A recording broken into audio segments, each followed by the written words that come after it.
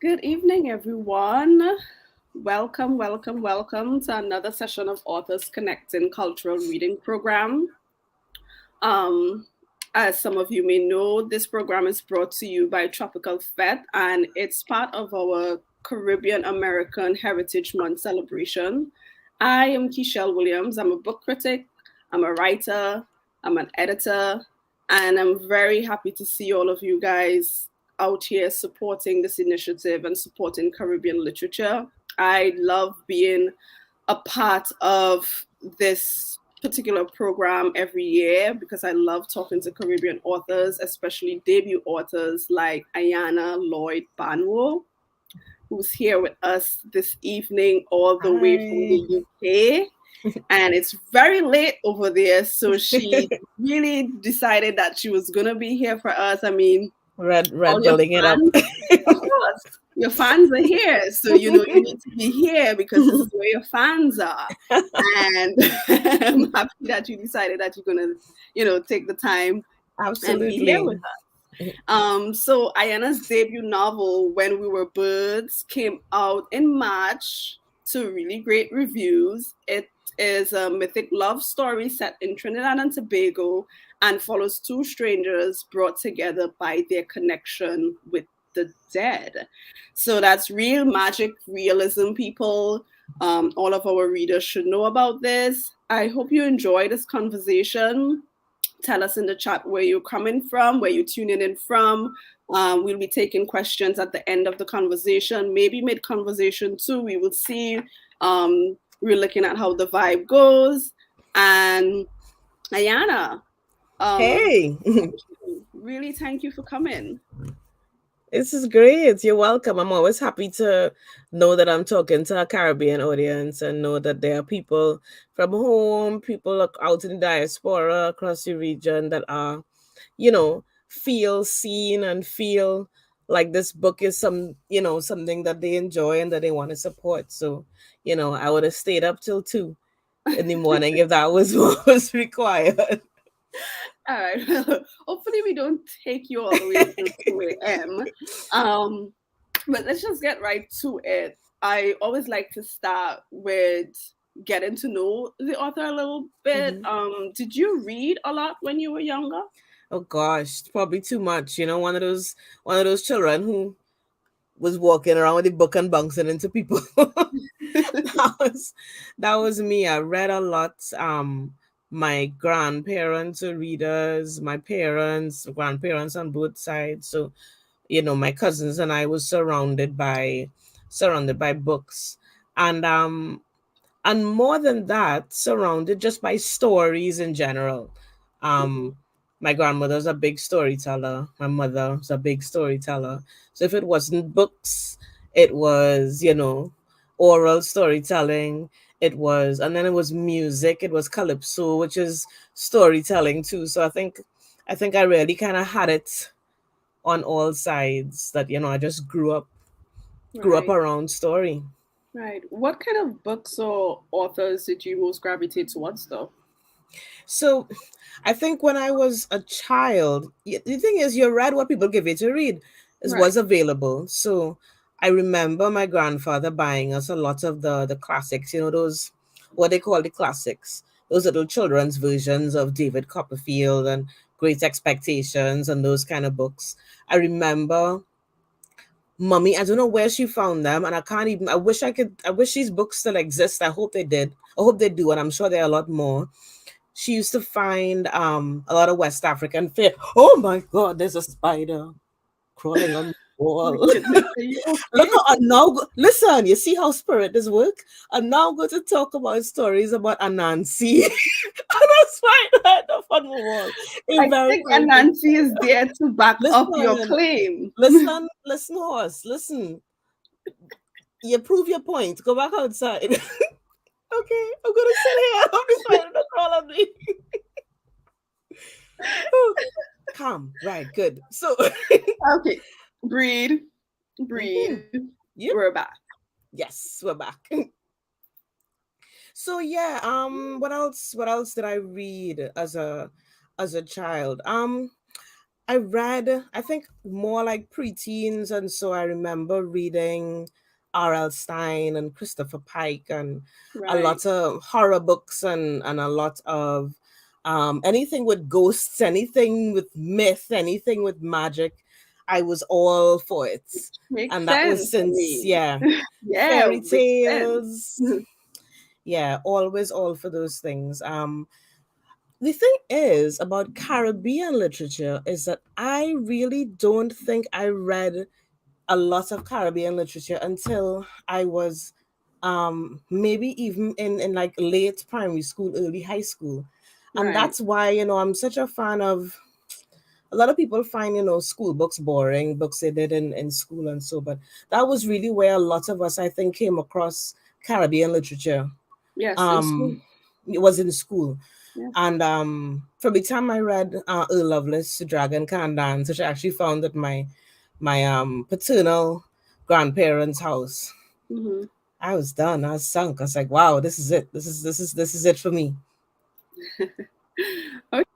Okay. So as you're talking about finding books, I Hmm. know you have a really nice story. I mean, you went to Bishop's. It's a prestigious high Yes. school in Trinidad, Mhm. and there was a book in their library that inspired you. Oh Tell us about yes. that. Um, I'm telling my husband to bring the insect spray just in case.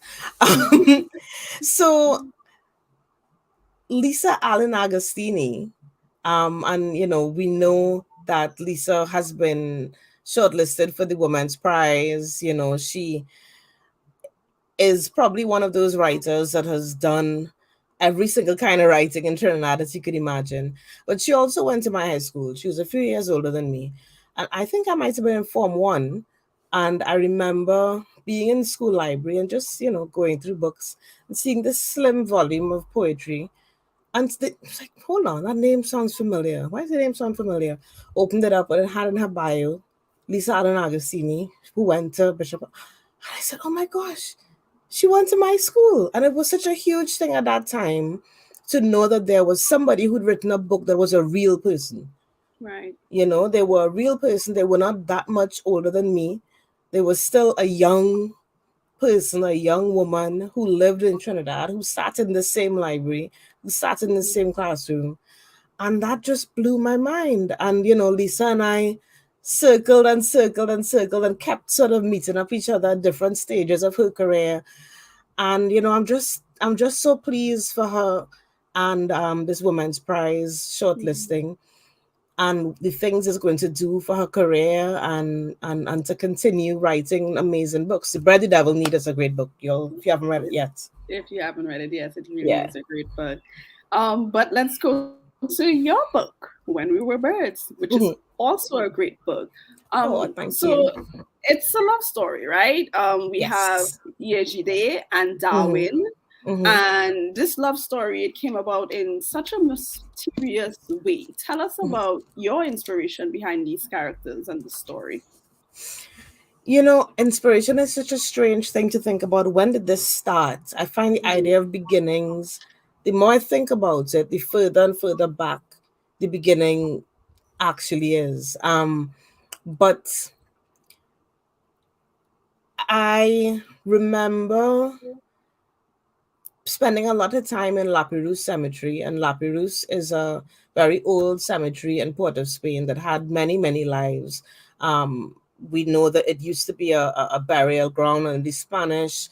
We knew that it was it eventually had big communal graves when the cholera outbreak in Port of Spain, and eventually, much later, it became an official cemetery in Port of Spain, and it's not one that is it's not a church cemetery. It's not Catholic or it's not whatever. So it means that there are so many different religions there, Right. and about 5 generations of my family is buried there. So I spent a lot of time in La Perouse Cemetery, and just sort of walking around. Eventually, one of the things that I found is that cemeteries are very alive.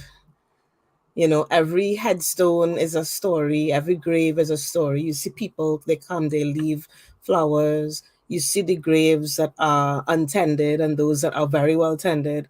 You see those that have headstones and those that don't.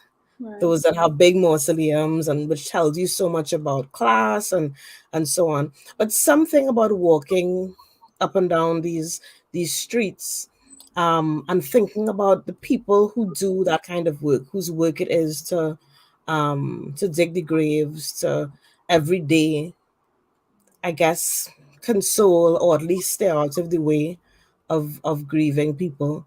I just thought a lot about death work, Mm-hmm. and Darwin came to me in that. He was the first character who came. And the first scene that I wrote was this man walking to make sure no one was left behind Mm-hmm. in the cemetery before he locked up at the end of the day. And Yejide came later on in that short story as a woman that he met just once who had come to bury her mother. And it wasn't a love story when I first started thinking about them. I knew that they would meet and they would change each other irrevocably, but somehow romance wasn't the thing in my mind at the time. But they tell you who they are and you just listen. That's how characters move, Yeah. right? And what's most interesting about the background of this story, of this particular love story, is that it's taking place in a large city where a lot of Mm-hmm. people are suffering. The city Mm-hmm. is filled with death. How Mm-hmm. does your fictional city match up with the real life port of Spain, where you said you took inspiration from as well? Right. Port of Spain is, I think in my mind, Port of Spain became, well, Port Angeles became a sort of a microcosm of not just Port of Spain, but of Trinidad. And Mm, then by extension of any post-colonial city dealing with the challenges of post-colonial cities, of extreme inequality, of extreme poverty and extreme wealth. A place that is very, very alive and very vibrant and has a lot going on, a lot going on for it, but also has an underbelly, a right. place where you could look and think you know what's going on, and then look sharp and realize, hold on, something just going on here that I have no idea. A place that you could get lost in if you walk down wrong street, Yeah. wrong place. And so that was a big part of what I wanted to think about with this city that I developed. How, I suppose, in a place like that, the living and the dead are in constant communication With each with each other. other, Yeah. and And that's where the idea of this story came from. I remember there was a line where the narrator specifically said that not all of the dead is in a cemetery, and that stuck That's with right. me because then you're Mm-hmm. thinking about everything else that's going on in such a large city. Mm-hmm. Um, for those who haven't read the book yet, you guys need to go out and read it. It opens so ominously, just looking at the cobbles, the vultures. Like, I mean, if anyone from Port of Spain who is in this conversation right now, Mm-hmm. listening to this, you could think about you seeing those cobbles just flying Yeah. around And the you city, just know and something wrong. yeah, Somebody dead. And you don't know what it is. It could be an animal, could be a a person, person, could yeah, be, and there's that sense of unease. Um, exactly. you And know yet, this. Mhm. you brought a love story in the middle Yeah. of all of that, This is right? because this is the thing. Regardless of what going on, people are meeting, people are falling in love, people are having children, people making arts, people making music, people coming up with ideas. This is how it's how human beings are. We Hmm. live, and life does stop. Life does stop because you're in pain. Agreed. Life Yeah. does stop because it's unfair, because we catching we tail. At the end of the day, the only things that I think about a lot, we talk a lot about, I think we judge people a lot, and people spend a lot of money on wedding, on christening, on those kind of things. But I think there's a reason why we do those things. It is a way that we say, Yes, I catching my tail. Yes, I do have this. Yes, but I'm going to celebrate the milestones that say that we are here, we are alive. We're going to celebrate our children. We're going to celebrate love. We're going to celebrate our elders. You know, I think I think that is partly why we are celebratory people.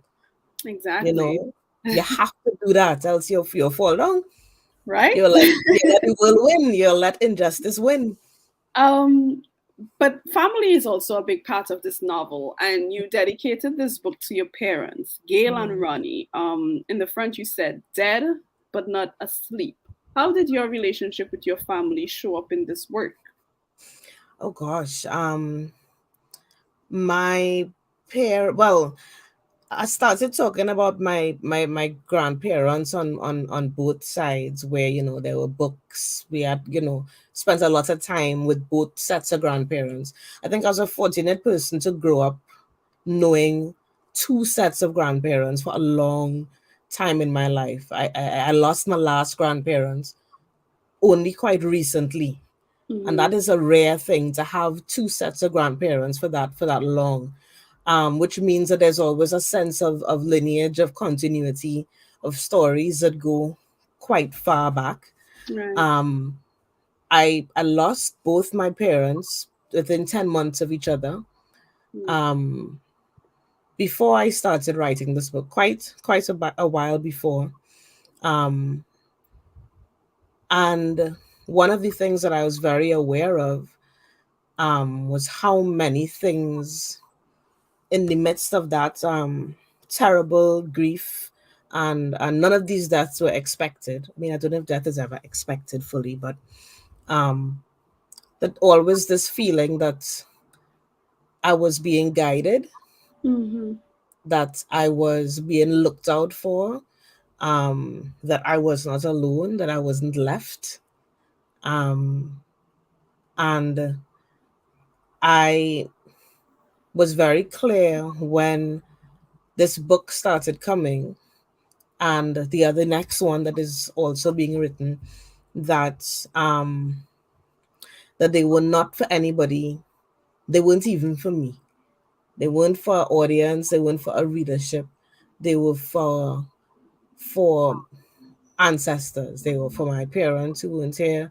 It was for ancestors even further back than them.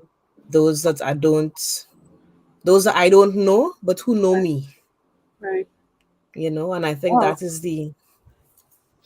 And that really brings me to the question about the ritual of death, because the entire book seems to take on that importance of death and the ritual of it. Mhm. Could you talk a little more about that? You seem to have a lot of rituals going on throughout the book. Why was Mhm. that important for you? I think it's similar to what I was saying, why we celebrate. Sometimes celebration is happy, sometimes it's not a celebration, sometimes it's a ritual that is to honor, that is to keep people alive, that is to keep traditions alive. And Mhm. death is the next, other than birth, marriage, death. Those are the three big, I suppose, big life milestones. When I say marriage, I don't necessarily mean traditional marriage. Birth, coming together in whatever way, love, and death. Three big. And so it's not a surprise that we have so many rituals around death, whether it is embracing it, whether it is staying away from it, whether it is seeing um death as just a door you pass through into life, whatever Right. it is, and Darwin and Yejide both represent different ways, I guess, of coming to terms with and seeing death. Um, yeah, so I suppose um, I'm also honoring, again, us as Caribbean people, our traditions, the wake, the funeral, Mm-hmm. the things that we do to ease the passing of our people, our loved Yeah. ones. Right. Mhm. That's true. And as we're talking about rituals, Mm-hmm. earlier this week, I also interviewed another debut Trinidadian author, believe Mm-hmm. it or not. And we spoke a lot about rituals. And I noticed even in this novel, there was one point where Darwin said he wanted to take a sea bath to catch himself, which Mm-hmm. Mm-hmm. is known as this is a ritual that we often do back home as well. Are Yes. there any rituals you miss doing now Oh that gosh. you're not in Trinidad anymore? That one for sure. That seabird one for sure. Um, and not that I haven't been to the ocean since I live here, but who going in that cold water? And even if you could put your foot, you put your whole head. They say you have to put your whole head down in the water to really get that. Yes. Not me, Papa. In this cold water. I Okay. definitely miss that. I miss Carnival. I miss Juve in particular. Hmm. Yeah. And two Wow. main ones that come to mind. Right. Yeah, that's the biggest. Hmm. Um, so I want the people to get a little taste of, your novel. Did you prepare a short section for us? Yeah, let me think of I'm trying to think of what I want to read now. I was trying to, you start off knowing what you want to read and then the conversation go away and okay, no, I'll stay with this. And in the meantime, if you guys have any questions, don't forget to write it in the chat, and we'll ask Ayanna. Mm. Yeah. Okay. I'm going to read a bit from Darwin's section. Um the novel goes back and forth between Darwin and Ejide, who are the two lovers, the two main characters in this book, and they very much have their own trials and tribulations and their own struggles that they're dealing with long before they actually meet each other in the flesh. And I'm gonna read a bit of Darwin in the cemetery in Fidelis. Darwin has found himself working in Fidelis Cemetery, which is the oldest cemetery in the fictionalized city, Port Angeles, in this novel. Um, I don't know if how many people have read the book, but I don't want to give too many spoilers. But he has had to make a huge choice to change himself in order to do this job. Right. Right. So Darwin. Some days Darwin can't work out how long he in the city. The calendar say nearly 2 months, but Fidelis have a different kind of time. The hours longer, the days deeper, and digging graves and lowering coffins in the ground is like watching whole lives fast forward beginning to end.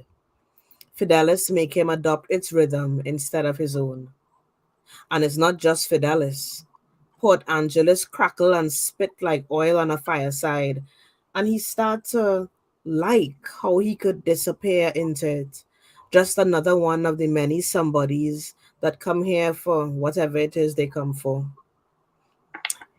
He learning that even death in Fidelis does work in sync with the city. Payday? That mean hospital, courthouse, and graveyard. Heavy rain? That mean road accident for so, and they too busy to even laugh and old talk. Then it have other times when something start to ripple through the city. The wrong man get killed, the blocks get hot, and there's only sirens blaring out through the night. Them times they digging grave 3, 4 a day and have to send for temporary workers so they could do more than one funeral same time. But now as it get closer to November, around All Souls Day, it's like the dead and the living come to a kind of a truce. All the graves quiet, and sometimes he don't see the other grave diggers at all for a couple days. He know they does work other jobs that get little contracts when things light in Fidelis, but nobody let Darwin in on the cut. True, he could use the money, but he don't mind. The days when it was just him, even the weight of the keys in his pockets make him feel good. And when the street lamps come on, the outer edges of Fidelis gild in borrowed lights, He stand at the crossroads, right at the center of the cemetery in near darkness, and feel his whole body relax. Like how a man must feel when he finally reach in his own home after a long day and smell food cooking. Not that he ever know that feeling, but he figured it must feel a little bit like this, like Fidelis at twilight. Maybe everything does just get easier the longer you do it. True, some nights he still dreamed the heavy scissors in his hand, his head getting lighter with each cut, his locks spreading out amongst the zabaka leaves in the dirt yard. But each time he shaved his head over the sink, he get more used to his reflection in the mirror. He makes sure to gather every last strand and put them into a small clay bowl, say a prayer, strike a match, and set it on fire. The bitter scent of burning hair somehow make him feel restful and safe. He was a man without law, without vow, but he was still his mother's son. But no matter how much he feel like he getting used to it, his life always half in shadow. Errol still give him a little extra after each burial, and he's still taking it.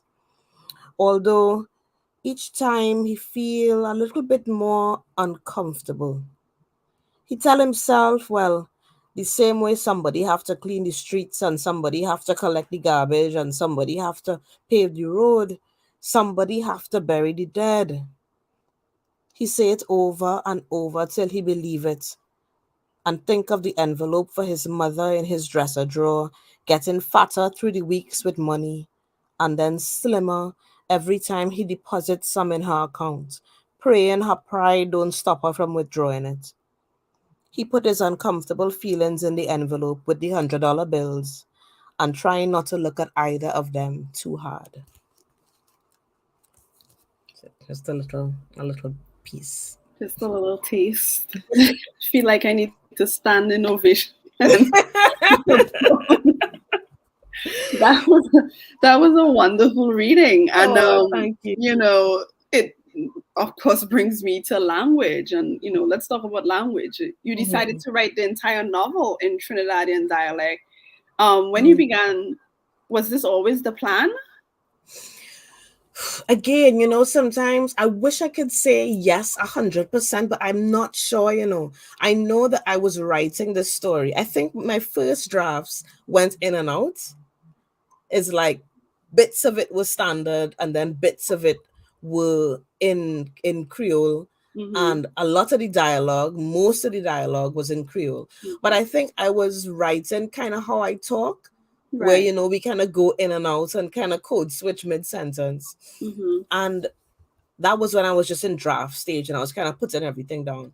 And then when I started trying to shape it, I had that, I used to be an English teacher, right? So you have that kind of colonial English teacher on your shoulder saying, fix that Yes. sentence, subject verb agreement, da, da, da, da. And it got so hard. I felt like it wasn't coming. The voice wasn't there. Like I was fighting with the characters instead of just letting them talk. And then when I kind of let them sound like them, it was like, And then I realized, hold on. And it was actually in a workshop at UEA where one of my lecturers said, he said, who are you think? He's like, you're thinking about your reader too much. Who are you thinking about? Why you keep fighting with this thing that you know you want to do? Right. Right. That's what you want to do. We have several comments saying how beautiful that reading was. So Oh, thank not you. just me, not just me. And that's interesting that you said your lecturer asked who you're fighting with, because Yeah. that's a thing. Um, Maybe not so much now anymore, Mm, thankfully, because of your writers like yourself and Lisa and a few others who write in Creole. mhm, Um, but for those emerging writers, because one mhm, of the things I didn't even tell you at the top of this conversation is that mhm, we have a lot of young writers often tuning in to these sessions. And Hi. what would you want emerging Caribbean writers to know about writing in Creole or in their own dialect for an international market? Oh gosh, there's so much. First of all, forget for an international market. I think that might be the first thing to forget. If your book gets picked up by a publisher, they're gonna let that be their job. Right. If you understand what I mean, let them think about that. This might sound naive and it might sound like I'm not being realistic, but I don't think you can actually write thinking about audience or thinking about who is reading it. Just when you're just trying to get something down. When you're just trying to write your story, you're just trying to create characters, you're trying to create a world, you have to be as faithful as possible to that vision and what you're trying to do. Let them who getting paid to study market, or let them study that, Let them you study know. that. Or if you are the person who's going to be doing it, there will be time for you to study that. But I don't know if you can think about that, because then you'll get kind of, you'll second guess yourself. You'd think, oh, no one's gonna want to read this, or I wonder if nobody's gonna want to read this, or you're gonna be trying to think of what's hot right now. What are the Mm-hmm. books that are hot right now? What do people want to read? And then you're trying to write into that. And then you have your colonial English teacher on this shoulder. And then you have your this, it could tie up your head. So, try and be as authentic and as clear and as focused on what it is you are doing, what it is you are writing, And the because story nobody that else can you're do that. trying to tell. Yes. Yes. I We mean, can talk about that other part after, but just in the writing, it have to stay focused on that. right. So how did your writing journey start? Were you like a short story writer before? Did you Yeah. just jump right into the novel writing? I've been writing for a long time. Definitely since school.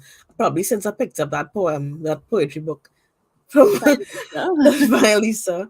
But not never sharing it with and never thinking about publishing, because I didn't know how one got published.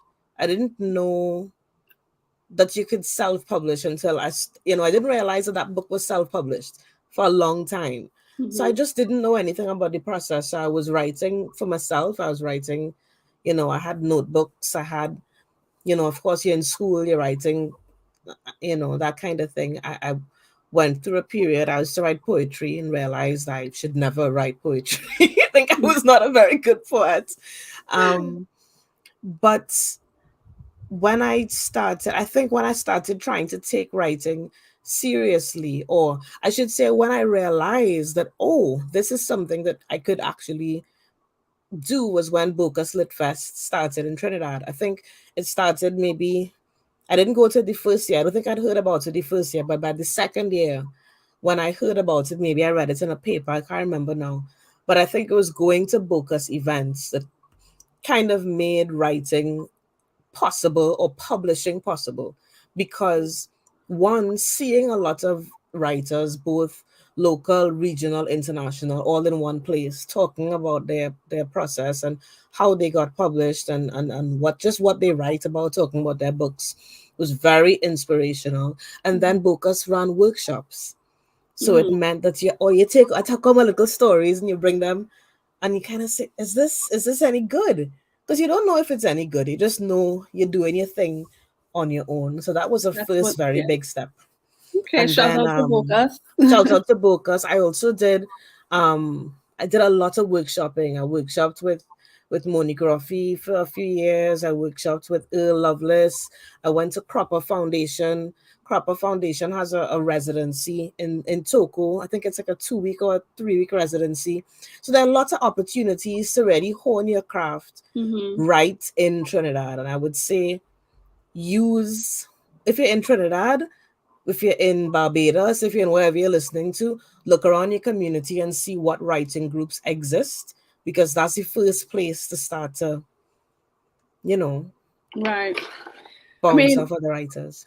and as you're talking about, self-published versus traditionally published, I mean, Mm-hmm. the author I spoke to earlier was self-published as well, but Mm-hmm. you went the traditional route. Could you tell the young aspiring authors, or just Mm-hmm. aspiring authors, I shouldn't even just put young there. Yeah. What was that like for you? What was the process of getting your first novel? Right.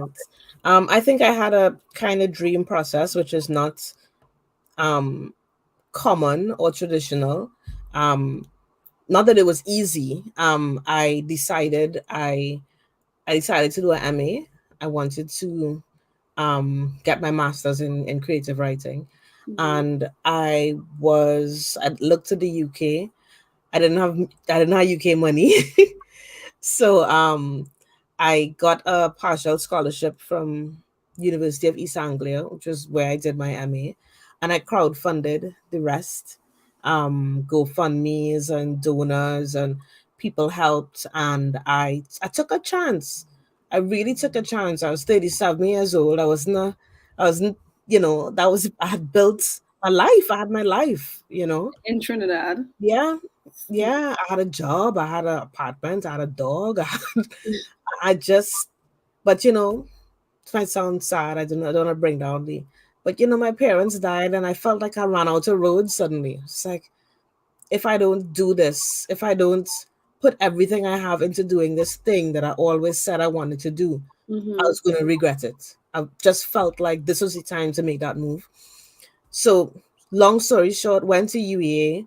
UEA has an excellent creative writing program. Sent they send students work out to agents and to publishers. And I had some agents contact me, and I finished my manuscript. I chose my wonderful agent, who is a very kind miracle worker, but who's also a shark, which you need. And we finished the book together and sent out the manuscript to publishers in 2020, in the height of the pandemic, in Pandemic, lockdown, right? and had a lot of offers and was back and forth for a while, and it went to Hamish Hamilton in the UK and Doubleday in the US, Bond Street Books in Canada. So it really was, uh, as I said, a kind of almost dream process that was Right. very, very hard to like start. But once I threw everything in, got lucky, got a lot of support, that was just how things worked for me. Great. And then what advice would you give a Caribbean author looking to get published Hmm. outside of the Caribbean? Hmm. What kind of things they should look for, especially when it comes to getting advances for their work. That's something Right. that people fail to talk about with early career writers. Right. You got to get paid somehow. That is such a difficult is one of the things that I've realized. Nobody talks about money. Right. Nobody talks about it. It's either seen as impolite, or you don't want to, I know, we're afraid we get robbed. I don't know. We just, and because no one talks about it, you have no idea what's standard or what's normal. So as it is right now, I have no idea what's standard or normal in terms of advances across. I do know that, for instance, there was a huge thing on Twitter, maybe about a couple of years ago, where writers started kind of, I guess, breaking down that barrier, saying this was my advance. And Right. people were stunned to know that writers who were revered and were loved and who were so great, but who were writers of color, had the advances you would not expect. And there were other writers who were not so critically acclaimed who got these huge advances. So there's a lot of disparity in the industry. And, we know why. We Right. know some of the reasons why. What I will say, aside from, because I can't really speak to advances, because as I said, it seems like such a huge disparity between what they look Sure. like for some, what they look like for others, what they look like for small publishers, what they look like for the big five, big publishers. But one of the things I'm really encouraged by now is, and I have to call their names, even though I don't know their business, is that more and more now, there are a lot of writers being published by international publishers from the Caribbean. Right. Caroline Mackenzie is one from Trinidad. Kevin Jared Hussein, also from Trinidad. that have had, big commercial success. I think Brianne McIver, Yes. her work is coming out soon. So there's really, in just a couple of years, where I suppose the feeling might have been that you had to leave the region, you had to leave Trinidad, you had to leave the Caribbean to get the attention of these publishers. And that does not seem to be the case anymore at all. Right. And that's a good thing. That is a Yeah, good of thing. course, of Opening course. doors. It's Mm-hmm, opening doors for many Caribbean writers to walk through mm-hmm. right now. Yeah. Um, so let's just get to more about you and your writing process. Like, what Mm-hmm. was it like for this particular novel? Do you map out your writing, or do you just Mm. let the characters take you where they need to take you? I think it was a combination of both anyway for this book. It's hard for me to say what my process is because it's just been one book. um, so I don't know, that process might be very different. The second book, I find the process has been different from the first. Mm-hmm. Um, the first book, because the idea started as a short story, I had a somewhat of a infrastructure. Right. And it was like a little germ, and then I had to build this whole world. So I think I'm very much a place writer. I think I need to know the place, I need to know where it is, and I can write for a long time just a character walking streets or walking around a house, or to kind of feel the texture of the place for a long time sometimes before I even know what's happening. And then I have Mm-hmm. to hear the voice. I have to hear how they sound, what they talk about, the texture of their voice. And it's only then I think about story. Mm. At least that's how it was with the first book. I knew the place that Darwin was in. I knew him. I knew he would meet Ejide. Then I started thinking, okay, who is this person? What does she want? Who is her family? But I wasn't sure what the story was for a long time. And as I said, I certainly didn't know it was a love story for quite a long time. Um, I think my writing process for the first book was very frenetic. It was very stay up too late, don't sleep, too much coffee, Right. kind of manic. There were whole passages where I wasn't even sure if I was asleep, awake. I was just, you know, but I think it was because I felt I had 1 year, the MA program, to just get something down that I would feel like, okay, I kind of know what I'm working with now. So there was a Right. kind of frenzy. Right.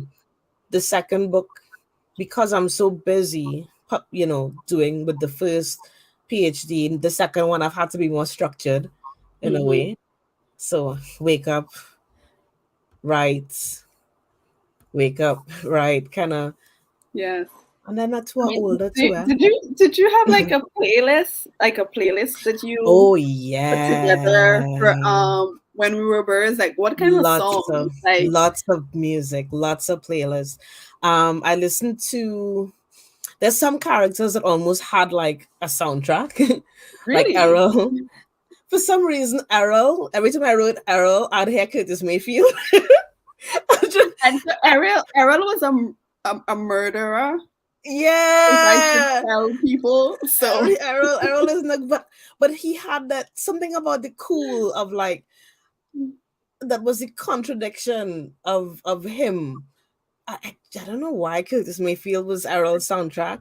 Midnight, I love Midnight. I listen to Midnight a lot. Midnight is Darwin for me. I listen to a lot of I listen to a lot of Andre Tanker. hmm, I listen to a lot of Resistance around the time. It's almost like, I don't know how. I mean, of course, Resistance would have died towards the end. The book was already finished. I was like, gosh, I was listening to Resistance, heavy, heavy, like, a year before, in the process of. I think I was trying to feel Trinidad through the music, yes, yes. you know.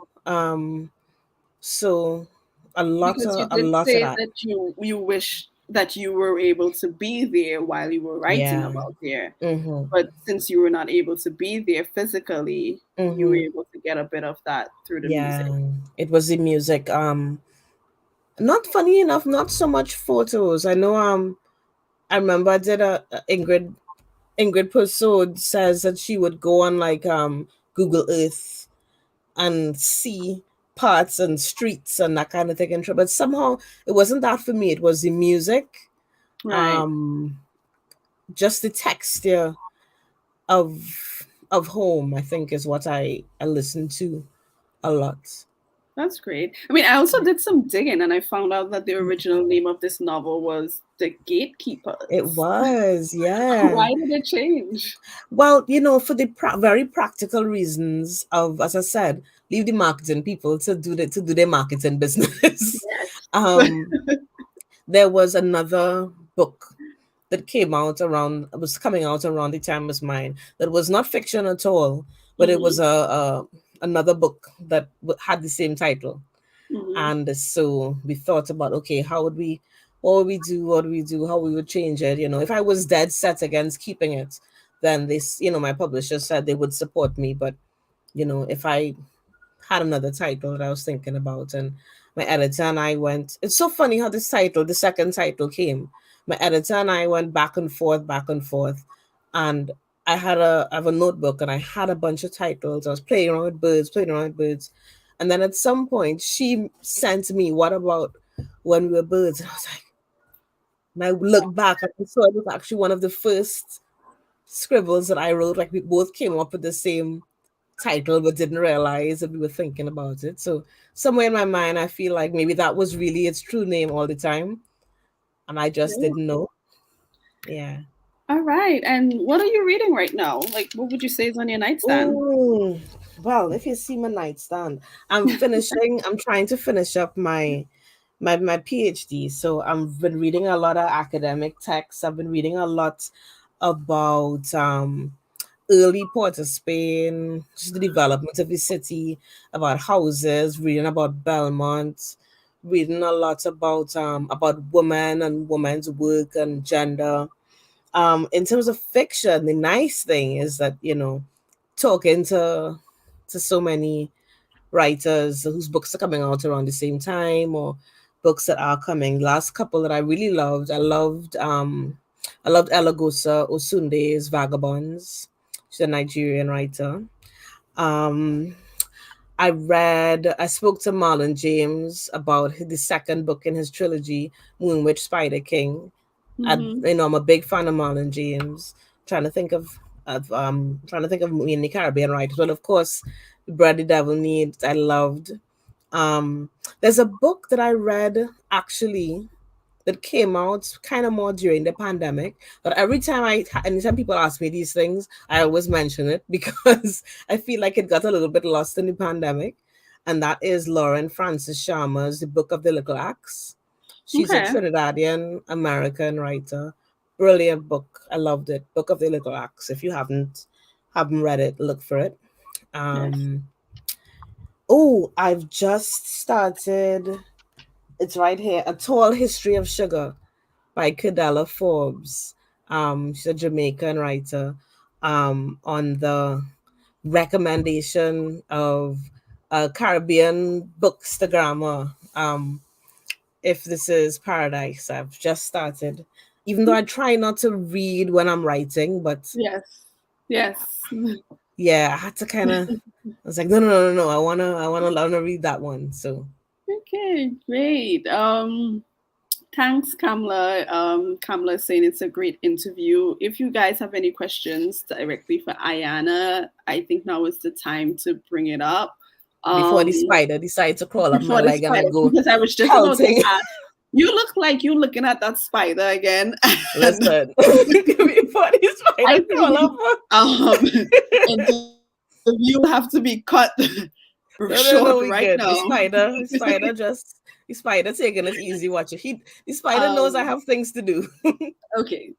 So, but I only have one more question though. So you Mhm. did mention a few times that you're working on the new book. Do you have like a title for the Yeah, new book? Is it a part not. two of When We Were Birds? What is it? It's not a part two, but it is. It's set in the same world. It's set in Port Angeles. Um, there is a little. I suppose when if people read the second one who've read the first one, they may recognize a little Easter egg Mm-hmm. in When We Were Birds that comes back in the second book. Okay. There's a character that reoccurs in the second book. Okay. So it's not a continuation of the story, but it is an exploration of um, inheritance and family and lineage from a different angle. So different story, different mood, but I'm always in that realm of family and the inevitable conflicts that come up in families and the weight of lineage and inheritance. And there's Yeah. always a little bit of magic in there. Of course. It won't be Yeah. what it is without magic. We Yeah. have a question from Hallie Griffin. Hmm. Um, Hal asks, if you had to use a percentage, Hmm. how much of your own life is in When We Were Birds? That's a hard question. If I had to use a percentage, and this is not a cop out, all of it and none of it. I don't know if it is possible to have your whole life not, or parts of your life seeping in to your work. For instance, so nothing about the narrative is about my life. Nothing about the characters or the choices that they make, but certainly the maybe some of the texture and the mood is very much things that I would have sort of thought about. Mhm. um I think because my mother and I, for instance, my mother and I were in love. There's no other way to say it. We were very, very close. And so the opposite relationship between Petronella and Yejide is one that I found quite fascinating. And maybe I would not have thought of what would it be like to have that complete lack of closeness Yeah, if the closeness I have with my own mother were not such a formative part of my life right, and my existence. So you see what I mean? It's like none and all. I don't know right. if I would have thought of exploring what happens when somebody has no idea how to mother. What happens when there is no bond between mother and daughter, and what would be the cosmic implications of that if I didn't have such a close relationship With your with own with my mother. own Yeah. mother. Certainly, um the Lapirus is all over Fidelis because I myself spent so much time there, so much time walking around, so much time seeing how the light changes, knowing that feeling. I got locked in Lapirus Cemetery once, my cousin and I. So, Oh, these things are this none of the story is my life, but certainly little bits of things do seep in. yes. It's not really a weird question, Hal. I mean, Ayanna, she's on it. Kamla asked, who was your inspiration to write? Ah, gosh. That's almost impossible to think of one. If you mean like writers, um, I think that I've read so much, and there are writers that are so fundamental to my sense of the possibilities of story and the things that I write about and the way they approach writing. I guess I would have to say they would be my literary inspirations. Earl Lovelace, Edwidge Danticat, Olive Senior, poets too, Lorna Goodison, Toni Morrison. Um, Let me think. I'm talking about like formative writers, not necessarily Mhm. what I'm reading now, but the writers when I think back who would have been kind of at the core of, wow, I wonder if I could do this. Bessie Right. Head, Arundhati Roy. Um, let me think. A lot of Caribbean writers, Ben O'Cree, a lot of African writers. Yeah, I suppose collecting a sense of these are the concerns that I have. This is the territory that I want Right. to write about. Yeah. Okay, that's great. David Rudder. Sorry, David Rudder. I always forget to talk about how big Calypso was for me as a child and growing up in terms of how story developed in my life. Rudder, Stalin, big storytelling, Calypsonians, really, really huge. Shadow, really huge. I always think immediately to think about the writers of books, but yeah, Calypso is a huge inspiration for me too. Okay, great. Well, thank you so much. Thank you so much for spending this time with us, Ayanna. Thank you for It has having me. been wonderful. It was such a great conversation. I know everyone out there thinks so as well. I see Anna Sava is saying awesome interview. We have a few Yay. Trini flags flying up there as well. Trinidadians have to come out and Oh represent. yeah. I'm not surprised that we're out there supporting you on what you're doing, and I'm definitely looking forward to reading your next book. Thank And you. everyone, you can get Ayanna's debut novel out. Um, I guess online, obviously on Mhm. Amazon, on your local bookstores. Yeah. Um, All your indies, anyway, all so your if indie you wanna, bookstores. yes, yes. Because I'm not in the Mhm. US, I think my knowledge of US bookstores is less, but there are a couple of bookstores that I do want to kind of shout out. Harriet's Bookshop in Philly. I hope I haven't said Mhm. the name incorrectly. Somebody who I know they have the book, and I did an Instagram live with her, and she's a Trini parentage Right. bookseller living in Philly. Greenlight bookstore, I think that's In in New Brooklyn. York, in Yes. Brooklyn. um ah oh gosh, I'm trying to remember. Community bookshop, I think I did a event with them also. um a lot of bookstores in Callan, a lot of libraries. Thank you, please request it at your library. um Big into I'm a huge supporter of libraries. Request it, they'll get it. Even if they don't have it, once you request it, they'll get it in. But yeah, I Well, just there want to say seems to be support a your long wait indies. list in the library in Boston. There seems to Oh be a long wait boy. list, so that's good news. Oh yeah, go Boston. Everybody's trying to get their hands on this. Go Um, Boston. but It's that's also great. on Kindle. There's also an audiobook. So there are other ways also. But thank you so much to the whole Caribbean community that has rallied behind this book and been so supportive, and I really, really appreciate it. I don't take it for granted at all, at all. Thank you. Yes. Linda listened on Audible, so it's so Yeah, really on great. Audible. It really is great. So thank you once again, and I know we're all looking forward to seeing what you do next. Me too. All right, so Thank have a you. good evening. You too. Thank you so much. Thank you, Night, everyone out everyone. there, for joining us.